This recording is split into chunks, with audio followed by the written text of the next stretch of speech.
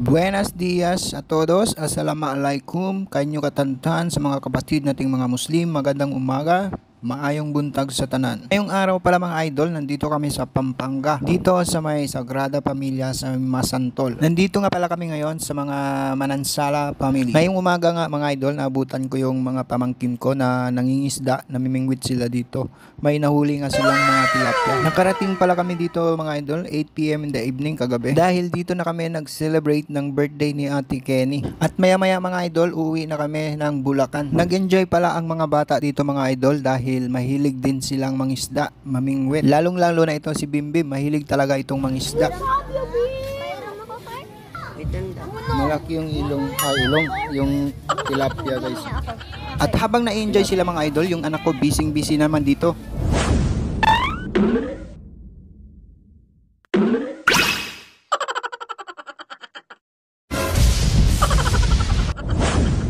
At pagkatapos nga pala mga idol, pinuntahan namin yung dulo ng dagat dito mga idol kung saan makikita ang Mount Arayat. Dito mga idol, ito na pala yung pinakadulo ng Sagrada Familia dito sa Masantol. Pumunta pala kami dito mga idol dahil gusto nila mag-picture dito.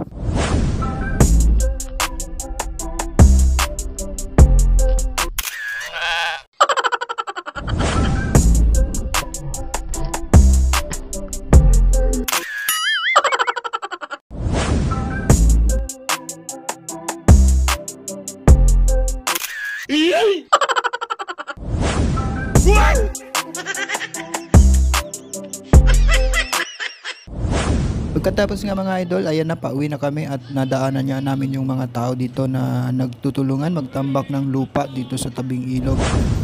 Yes mga idol, ilog po yan mga idol. Napakalawak ng ilog dito mga idol. Bali ngayon po mga idol, dumadaan kami, nasa gitna po kami ng ilog mga idol. Ang problema pala ng mga tao dito mga idol, pag bumagyo, binabaha kasi dito ang mga bahay mga idol. Tsaka minsan mga idol, nag-high tide dito. So nalulunod yung mga bahay dito mga idol. Ayon sa mga nakatira dito mga idol, nagsimula ito nung pumutok yung Bulkan Mayon. Dahil nung pumutok yung Bulkan Mayon mga idol, natabunan yung daluyan ng ilog. So yun, doon na nagsimula bumaha dito. Marami na din ditong mga abandonadong mga bahay mga idol. Hindi na nila tinitiran dahil yun na nga, lumipat na lang sila sa ibang lugar.